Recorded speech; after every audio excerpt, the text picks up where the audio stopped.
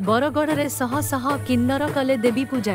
बरगढ़ स्थानीय बिसीपड़ा ठारे दीर्घ वर्ष धरी मार्गशीर शुक्ल अष्टमी तिथि रे 3 दिन व्यापी प्रति वर्ष होई आसुथिबा किन्नर मानंक देवी बौचरा मातांको पूजा अति नियम और निष्ठार सहित पालन करा जाई थाए।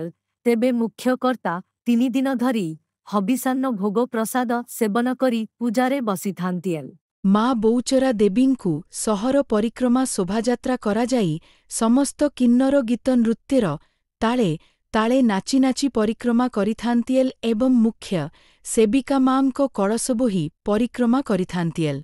सारा पश्चिम ओडिशारु प्राय रु ऊर्ध्व किन्नर एकत्रित होई माँ बौचरा देवींको एही पर्वटी निष्पाप मनरे पालन करिथांतिएल।